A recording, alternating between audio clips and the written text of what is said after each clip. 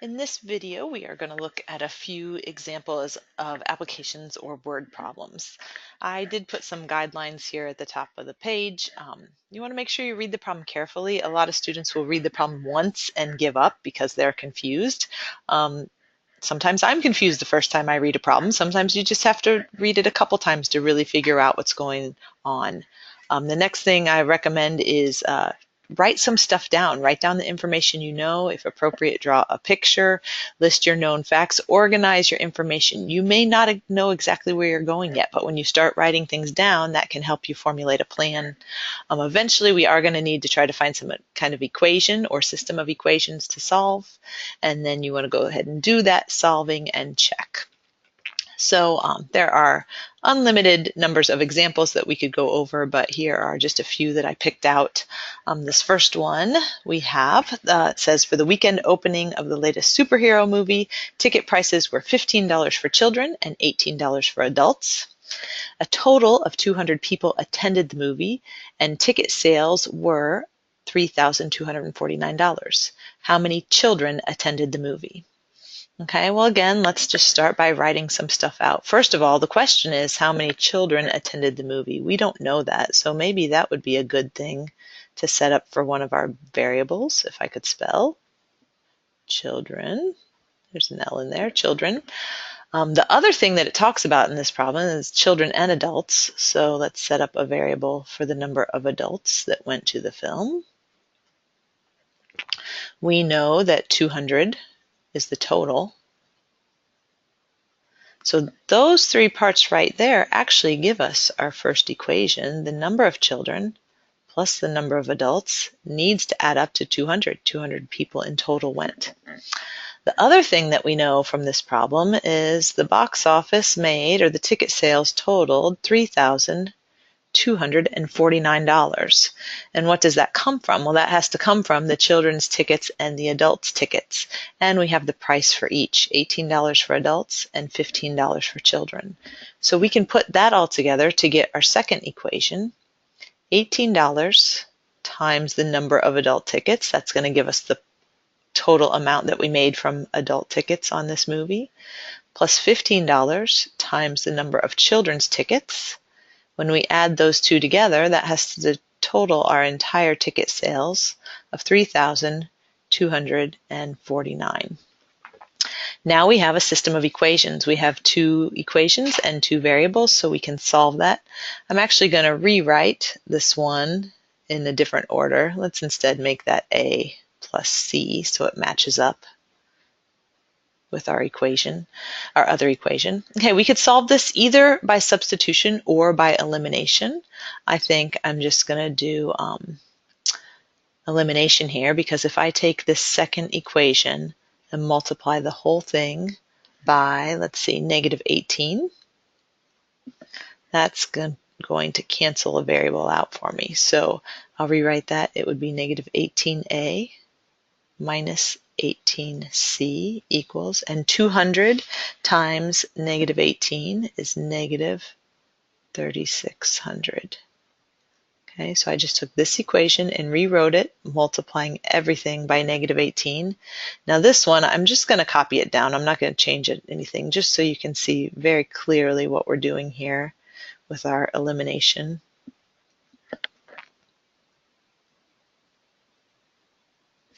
Now we can add these two equations together. Negative 18 and plus 18, those go away. Negative 18c plus 15c, that leaves me with a minus 3c. And negative 3,600 plus 3,249, that leaves me with a negative 351. Divide both sides by negative 3, and we get c equals 117. What was c? C was the number of children that attended, so that answers our question. We could go through and do a quick check. We could use this 117 to figure out how many adults attended by plugging back into our first equation. The question doesn't ask that, so we don't need to do that. And we could check our answer by plugging in both those values and making sure they satisfy both of our original equations. Okay, let's look at another example. This one is a mixture problem, and I typically see students struggle with this one a little bit more than the first one we did, but I want to show you that they are actually the same type of problem. We can use the exact same technique. So we have a pharmacist who needs to prepare 20 milliliters of special eye drops for a glaucoma patient. The final solution must have 3% of the active ingredient, but the pharmacy only has a 1% solution and a 10% solution in stock. How much of each type of solution should be mixed together to fill the prescription? Okay, so what's going on here? Basically, we've got two ingredients. There's a barrel of eye drops and another barrel of eye drops. And we are going to mix those two together to get this final solution. Okay, so fill in what we know. What we know is that we need to end up with 20 milliliters of that final solution. We don't know how much we have of the two ingredients. So over here, I'm going to set up X to be the amount of the 1% solution. And I'm going to set up Y to be the amount of the 10% solution. So how much are we adding of each one? So our first equation is just going to be X plus Y equals 20. We need to end up with 20 milliliters. The next piece of information we need to use is we need this final solution to be, what did it say? 3% of the active ingredient. Okay. What we have though, we have 1% and we have 10%. We want to mix those two together so that we end up with 3%. So what we're going to do here, it's actually just like the previous problem. We took the ticket price times the number of tickets. We are going to take the solution concentration times the amount of the solution. So 1% in decimal form, that's 0.01 times X, plus the concentration here is 10%, so that's 0.1 times Y. And the concentration of our final product needs to be 3%, so that's 0.03 times the amount, which is 20. Again, we have two equations and two unknowns, so we can solve this system. Before we do that, I'm going to clean this one up a little bit with all those decimals in there. First of all, we can do this multiplication. 0.03 times 20 is 0.6. And sometimes people find it easier if we don't have decimals in here. So if I multiply this entire equation, both sides by 100, 100 times 0.01 is just 1, so I end up with X. 100 times 0.1 is 10. And 100 times 0.6 is just 60. That's a little bit easier to solve, and I'll copy our other equation right under that. Okay, so again, we could solve this by substitution or elimination. Elimination is going to be real easy here because the x's already have the same coefficient. So if I just multiply this bottom equation by a -1, I can right away eliminate the x's. 10y minus y is 9y, and 60 minus 20 is 40. One more step, divide both sides by 9, and we get y is 40 over 9.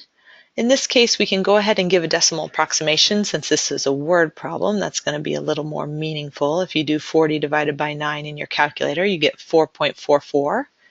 But what does that number mean? Well, y was the amount of 10% solution. So that means we need 4.44 milliliters of the 10% solution in our mixture. And our question was how much of each type of the solution. So we also need to figure out what X is. In order to do that, we know X plus Y has to be 20. So X plus 4.44 has to be 20. Okay, so we just do a little subtraction there to solve. And we find out that X is going to be 15.56 milliliters. And that is of the 1% solution. So those two are our final answers. On these word problems, you always want to make sure you label your answer. Tell us what that number means. Put some words on there to explain what's going on. Okay, let's look at another example.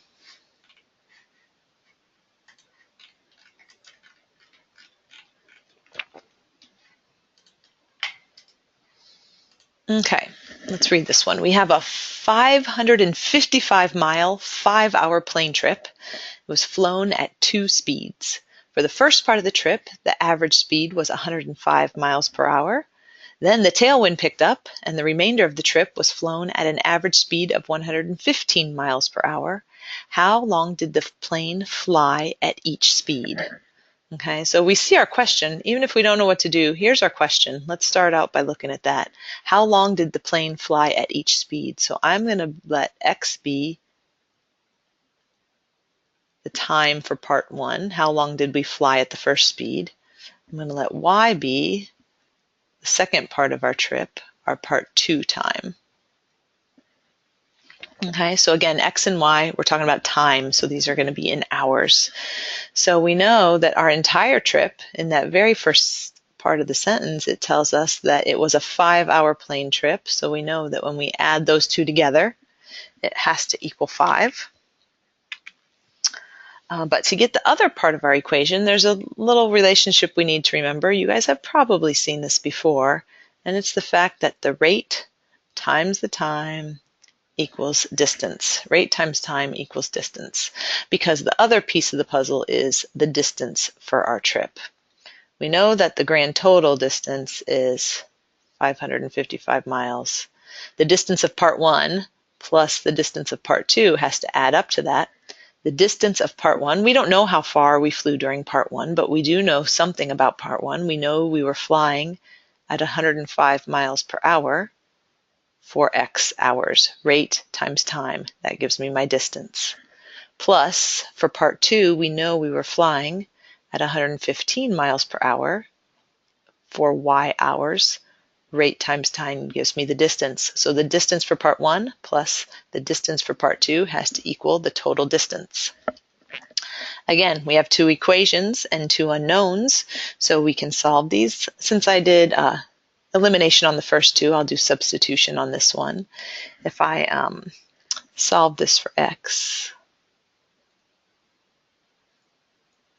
there we go, x is 5 minus y, and then I can plug it into this second equation.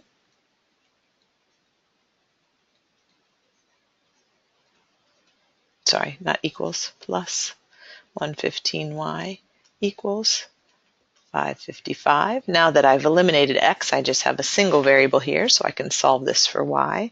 I'll distribute that 105, and I get 525 minus 105y.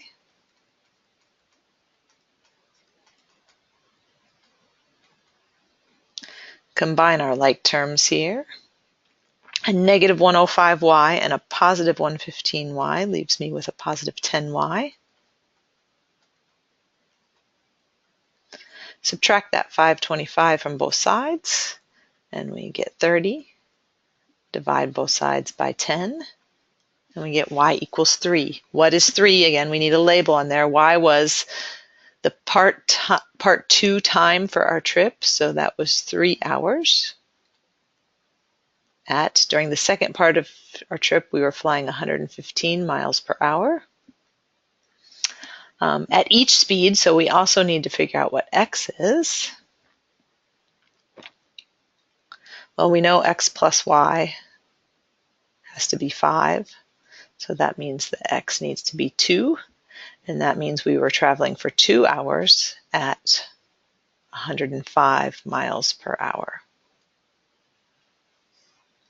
You can see these first 3 examples I went through, even though the problems seem pretty different, they have very similar solving techniques. Okay, one more example. This one is going to be a little different than the first few. Let's take a look. Here we've got on the first 4 days of the week, Sue took 29 minutes, 28 minutes, 33 minutes, and 31 minutes to get to school. If the average time for the week was 32 minutes, how long did it take Sue to get to school on Friday? Okay, so in this problem, we are looking at the idea of average. I think you guys probably all know how to calculate an average. To calculate an average, you need to take the sum of the items and you divide it by the number of items. Okay, so we know that the average time for Sue to get to school this week was 32. And we want to know, the thing we don't know is how long it took her on Friday.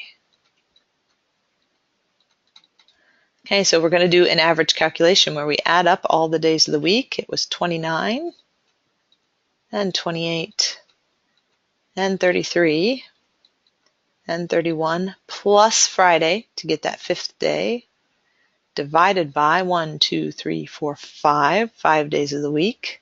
That average has to equal 32. That's what they gave us in the problem. Okay, so this is not too bad of an equation. We just have one equation and one variable this time. First thing I'll do is I'll add up all these pieces here, 29, 28, 33, and 31. We can add those all together. That equals 121.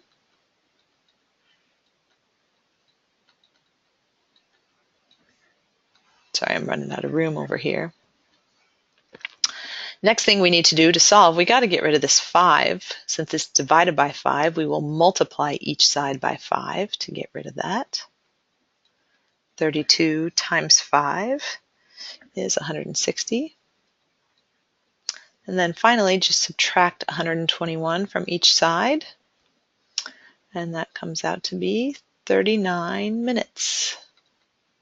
So it took Sue 39 minutes to get to school on Friday. Okay, obviously there are all different kinds of application problems. We can't give you examples of every single kind that you'll see, but hopefully these 4 will help you out on this topic.